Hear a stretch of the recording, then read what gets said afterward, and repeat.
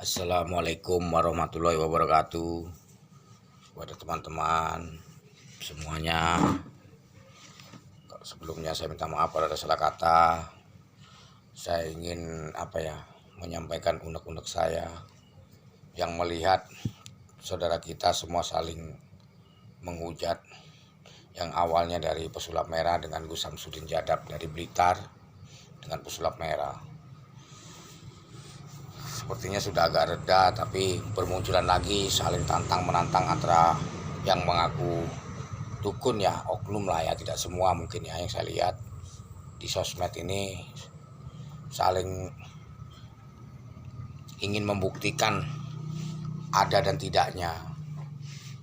Menurut saya seharusnya disikapi dengan bijak, nggak perlulah ini dari oknum ke dokter memberikan tantangan pada dukun-dukun. Di postingannya kan seperti itu ya, di statementnya ya. Saya ini kurang paham bahasa elektroniknya atau bahasa ini ya.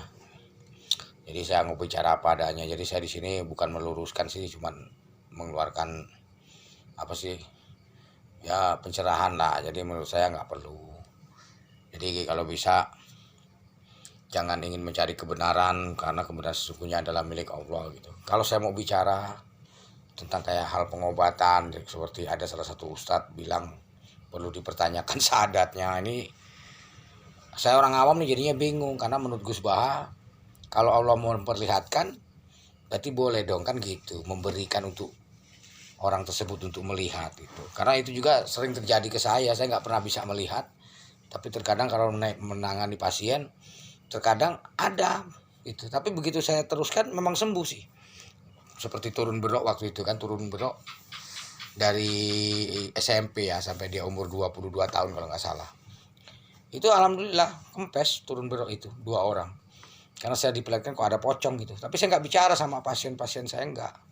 Saya eksekusi dengan cara dia tak suruh tidur sambil baca doa, terus zikir sir Allah Allah Allah. Saya berdoa, saya karena bisa cuma ayat kursi waktu itu begitu saya bangunkan dia langsung muntah ya. Dia melihat pocong, saya diam aja, kok sama dalam hati saya gitu. Nah, tapi kalau saya melihat tadi ada beberapa di snack video ya, Ustadz Fajar tuh bisa melihat Denny Sumbargo, katanya ada di garis tangan apa di tangan telapak tangannya ada isi hitam, berarti dia bisa nerawang dong, bisa ngelihat kok ada aliran hitam atau apa gitu kan. Terus ada buhul kan. Nah itu artinya yang mana nih yang benar, tolong diluruskan nih. Kalau itu viralkan lah ini, biar ini bisa ngobrol nih dengan ini Ustadz Faizar nih. Iya, itu apapun judulnya, menurut saya apapun judulnya pengobatan ataupun apa judulnya tentang doa dan mantra sekalipun, kalau masih mengharapkan kekuatan, ingin mendapatkan kesaktian, tetap berkhodam dan jin. Itu walaupun peruqyah. Kalau peruqyah itu mengamalkan surat-surat tertentu agar bisa untuk menyembuhkan pasien, sama saja jin. Itu sama saja menurut saya. Jadi tolonglah nggak usah saling begini begitu ya kan. Kalau saya nggak pernah mengharapkan kekuatan dari doa-doa, saya nggak pernah. Saya hanya zikir lillahi ta'ala. Memang awalnya saya memang orang spiritual ya, orang yang senang hal-hal membaca doa atau mantra mengharapkan kekuatan. Tapi itu memang ada dampaknya di saya, maka saya berhenti. Hijrah baru sekitar 1 tahun lah. Saya berhenti, saya sudah tidak mengharapkan lagi kekuatan-kekuatan tersebut. Saya tidak merasa punya, tidak merasa heran, dan tidak ada yang saya miliki. Semuanya hanya Allah. Itu saya ini nggak ada, siapapun nggak ada. Nama Huda, nama ini, nama itu semua sebutan supaya tidak salah untuk menyebutkan. Itu menurut saya. Dan tidak perlu membuktikan saudara-saudara teman saya yang ada di YouTuber besar-besar ini. Mungkin ada teman saya gitu di situ. Cuma saya memang karena saya nggak terkenal ya. Jujur saya nggak terkenal, saya nggak bisa punya YouTube paling baru 2 tahun, dan itu pun nggak viral karena saya tuh nggak bisa mengedit ini itu, bingung. Orang ngedit diduetin video aja mencoba nggak bisa, saya sulit itu. Jadi ya untuk teman-teman ini jangan kepancing lah dengan bahasa-bahasa tantangan ini, jangan terpancing. Tolonglah viralkan video ini kalau mau ini. Saya nggak pengen viral di undang-undang tuh nggak. Saya meluruskan. Tapi kalau untuk sharing-sharing monggo. Itu memang mungkin Allah ini menciptakan manusia ini punya tujuan gitu loh. Punya tujuan, maksudnya semua punya tujuan. Jadi artinya gini, Jadi mempunyai tujuannya, oh ini diberi casing seperti ini. Nah, banyak orang tertipu akhirnya gitu loh. Itu karena saya sendiri sering ketipu dengan orang-orang yang berkedok agama ini di Lampung ini, Kanan kan, saya tinggal di Kanan, tapi di kampung saya Natar di sana, ini kampung istri saya sering ketipu dengan mereka itu. Bahkan ada yang mencabuli adik iparnya, itu ada. Itu ya kalau saya tahu lah siapa dia, ya kesannya seperti pakaian jauh lah itu, tapi saya nggak menuduh ya. Nah, tapi memang iya mau mencabuli terus menipu, maling motor itu di rumah ponakan saya sendiri gitu loh. Jadi real gitu. Jadi memang mereka yang seperti itu memang gampang mudah dipercaya ya. Jadi gampang sih kalau mau ini oknum tersebut menipu memang cepet. Tadi saya barusan teleponan dengan temen yang di Jambon di daerah Lampung. Ya saya tanya sekitar berapa Kang, kira-kira ya sekitar 2 jutaan lah tuh. Lost kontak. Nah, kan artinya tipuan kan. Nah, itu dilakukan seorang perukia loh. Itu real bisa datengin saya di Lampung kalau saya bohong. Itu. Terus di Jepara juga itu bukan ustadz ya, mungkin nggak tahu lah apa ustadz apa, pokoknya dia dari salah satu pondok pesantren di daerah Bandar Jaya. Itu saya tahu rumahnya karena saya pernah diundang untuk mengobatinya. Itu jadi kunci penyakit itu apapun judulnya menurut saya intinya dari pikiran, dari salah niat, itu dari hati. Makanya kalau kita niat mengamalkan sesuatu apapun judulnya, baik mantra maupun doa-doa, kalau niatnya untuk meminta kekuatan, bagi saya tetap berjin dan berkhodam menurut saya itu. Karena saya bisa menyimpulkan seperti ini dari mendengarkan para kiai-kiai, para ustadz itu. Makanya di sini saya hijrah, nggak mau lagi gitu. Tetap ada dampaknya.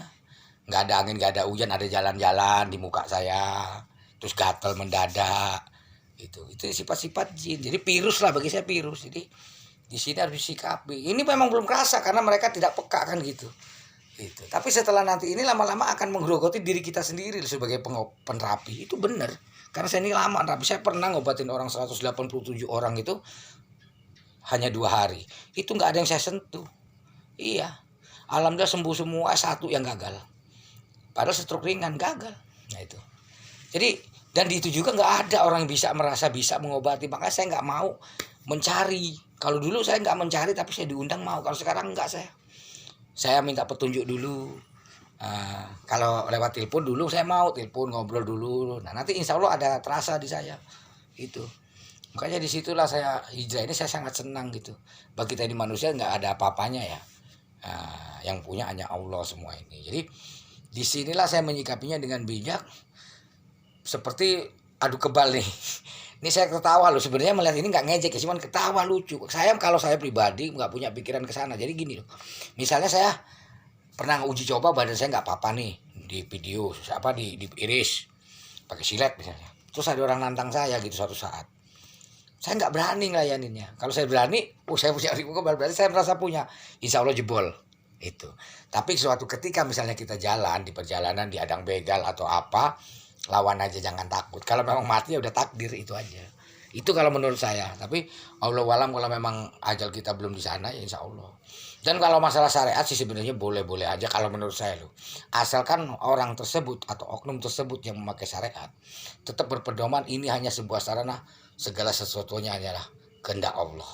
Asal bisa 100% seperti itu, insya Allah sah bagi saya. Tapi kalau jalan ketinggalan jimatnya, pulang dulu, ketinggalan nih kerisnya atau jimat saya atau empon-empon saya atau wafak saya, ini sudah mengandalkan jimat, itu salah juga. Makanya syariat tidak kuat maka bisa musyrik. Itu kalau salah satu guru saya bicara seperti itu. Nah makanya di sini ya untuk Dokter Lee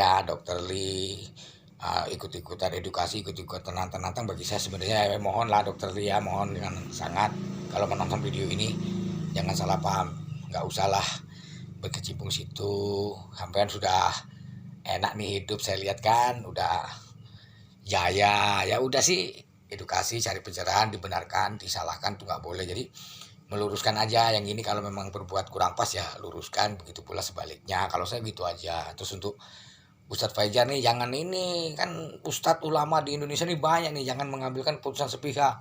Udah langsung memprovokasi, udah langsung ultimatum ya, ini udah di seluruh ulama udah menyepakati. Nyatanya Gus Bahar tidak menyepakati, itu saya lihat.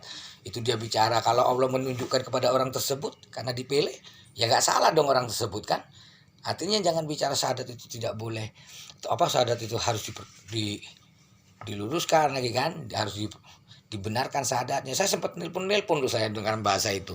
Lo kalau kamu udah misalnya nggak pernah ingin melihat jin ya nggak ini katanya. Tapi kalau kamu udah pas gitu ini bisa melihat, ya sudah. Karena diberitahu sama Allah kan, artinya ya udah sah. Kalau menurut teman-teman bahkan guru saya memang jujur kalau nerawang udah belajar dari dulu nggak ketembus.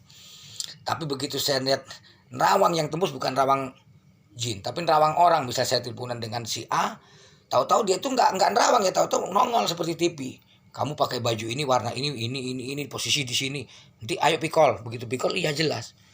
Itu tapi jarang terjadi itu. Jadi tidak ku minta kadang-kadang muncul gitu. Bahkan saya tuh pernah itu ditunjukkan Arab itu, Mekah itu apa, Ka'bah itu ditunjukkan bener, saya seolah-olah di sana waktu itu. Saya tuh pernah tapi nggak meminta. Saya sampai astagfirullahaladzim, subhanallah, takut saya takut nggak bisa balik lagi karena seolah-olah badan saya ada di sana gitu, di Arab itu, lewat Ka'bah itu jujur teman-teman. Jadi itulah menurut saya, untuk baik Dokter Lee, baik Dokter Richard Lee ya, ada itu salam saudaraan aja sih saya, dokter nggak ada sih saya ini dengan Ustadz Muhammad apa itu, Faiz ya, apa Fazri apa siapa tadi lupa saya. Nah itu Ustadz yang sama Marcel terus itu. Nah itu tolonglah luruskan kalimat saya yang katanya syahadatnya harus dipertanyakan itu. Tapi kok saya lihat di video sampean ada buhul, bisa lihat tangan Abang Denny Sumbargo ya. Nah itu tolong dong ngomongnya yang lurus, jangan pelin-pelan gitu. Iya. Kalau sampean masih dibarengi hal-hal yang seperti ini dengan nafsu, emosi, sampean udah jin sifatnya, kena virus itu. Sampean nggak tahu perjalanannya, berarti belum tahu gitu Ustaz. Iya gitu. Kalau sampean merasa bener aja udah sifat jin loh itu. Udah sifat iblis lah. Karena berbagai macam cara di zaman era modern, dia semakin modern, nggak ubahnya seperti apin loh, semakin canggih. Begitu pula mereka iblis-iblis itu pinter, makanya doa itu memang hebat, seperti yang a'udzubillahi minasyaitonirrajim, ya kan? Ya Allah lindungilah aku dari godaan setan yang terkutuk. Setannya di mana? Di otak kita, di pikiran kita. Salah niat timbulnya, ya kan? Nah makanya apapun yang penting niatnya, seperti saya ini. Nah niatnya apa kan gitu, dalam hati yang tadi saya niatnya lah udah meluruskan. Saya kasihan nih apa ya, prihatin lah intinya, prihatin, kasihan buang-buang energi. Akhirnya bikin statement, yang bikin video yang akhirnya dianggap dibully netizen ya, katanya settingan. Kasihan lah, sudah lah, nggak usah adu-adu kebal ini itu, udah lah nggak usah. Saya ada, kalau ada yang palsu pasti ada yang asli, saya yakin itu. Cuman sudah lah ya, walaupun kita merasa punya atau apa, misalnya kita bisa, udah nggak usah tunjukkan di sosmed lah, maksud saya cukup itu aja sih itu. Karena jangan merasa punya, menurut saran saya. Kalau kita merasa punya nanti timbulnya apa ya gitu. Ya biarlah yang Gus Samsudin sama Marcel, kita doakan bersama-sama supaya berdamai dan tidak viral lagi, tidak memecah belah. Akhirnya ini kan antara Bang TIJ itu yang dari Aceh ya, Tengku Iqbal siapa itu, ini Gus Arya yang ngomongin Dokter Richard Lee, yang ini waduh kasihan amat ya. Saya terharu ya, tadinya rukun damai, akhirnya apa ya, ribut gitu, adu urat ya. Jadi bahasa saya sih kalau di kampung nih dulu ya, bisa cuman ribut kok cuman mulut tuh, kalau saya udah waduh udah ketawa gitu loh. Jadi udahlah, di sosmed ini kalau mau edukasi atau pencerahan, berilah pencerahan yang ini. Mohon maaf bener nih untuk para sesepuh spiritual. Saya juga pernah bergabung di PSI. Jadi kalau bisa kita damai, rukun, silaturahim, ngopi bareng, rokok bareng, makan bareng, nah ini baru mantep gitu. Kalau ada unek-unek, ada dusta di antara kita, udah nggak nyaman gitu. Satu payung, satu keluarga, satu Indonesia, udah debat, udah nggak nyaman kalau menurut saya. Jadi untuk semua yang kusebutkan ini, tolong kalau memang masuk dalam pemikiran sampean semua, saya minta untuk memahaminya dan merubah sifat-sifatnya. Karena mencari kebenaran bagi saya bagaikan anak kecil yang kita ajak ke pasar, semua jajan di pasar tuh maunya dibeli, maunya dibawa pulang, tapi nggak ada yang jadi. Yang ini bukan, padahal pengennya jajan, tapi yang mana nih kan bingung. Jadi nggak perlu untuk dibukti-buktikan menurut saya. Seperti terawangan, katanya harus dipertanggungjawabkan syahadatnya. Ya kalau Allah memang sudah ini udah nggak usah terus terawang saya coba, ya nggak usah terus kita membuktikan terawangan. Sekarang kalau ngomongin terawangan di dunia medis nih, maaf nih dokter Lia, untuk dunia medis ini anak saya nih jujur, ini bisa dipertanggungjawabkan. Pernah sakit batuk 1 tahun saya kemana-mana udah nggak sembuh, jujur. Akhirnya sembuhnya dengan air garam dan air panas. Garam dan air hangat atau panas tadi dibikin hangat dengan media keris dari leluhur saya tumpangin di atas. Ini doanya ya untuk teman-teman kalau mendengarkan. Bismillahirrahmanirrahim. Ya Allah, dengan segala kuasamu, aku tidak meminta. Bila pantas aku meminta sembuhkanlah anakku ini. Engkau maha tahu perjalananku mengobati anakku sudah kemana-mana, ke dokter, ke bidan sudah berulang-ulang. Hamba orang tak punya harta yang melimpah. Hanya media sarana keris pusaka ini. Kalau memang pantas untuk menjadi sarana media, aku minta sembuhkan melalui media keris ini dan air garam panas ini. Semua kekuatan semua hanya kepadamu ya Allah. Aku mohon sembuhkanlah. Dah, aku baca sholawat cuman sallallahu ala Muhammad, sallallahu ala Muhammad, sallallahu ala Muhammad, karena saya jujur nggak bisa baca Al-Quran. Hanya itu. Alhamdulillah sembuh. Itu ada rongsenannya, teman hilang sekarang, tapi nanti saya carikan rongsennya. Kan berupa CD itu. Belum lama kejadiannya. Anak saya sekarang umur 10 tahun. Nah, jadi tidak ada yang bisa menjamin kesembuhan. Kalau memang ada yang bisa menyembuhkan, yang merasa bisa menyembuhkan, perlu dipertanyakan nih. Jangan-jangan mengaku Tuhan. Nggak ada orang mati dong. Ya kan? Istri mantan Presiden SBY nggak jadi mati waktu itu kalau ada orang bisa menyembuhkan. Ya kan? Atau bapak saya nggak mungkin mati itu. Ya kan? Karena dia sakit waktu itu. Nah itu kalau ngomongin goib, udah goib lagi itu kalau sekarang. Asli bapak saya itu muntah darah. Itu muntah darah. Itu mati, meninggal. Itu. Tapi kami nggak, ya ajal sudah kalau saya begitu ya. Jadi inilah pencarian dari saya. Kalau ada salah kata dalam statement saya, video saya mohon maaf, dan kepada Allah saya mohon ampunan. Assalamualaikum warahmatullahi wabarakatuh. Salam Kitungga Wulung dari Lampung Waikanan.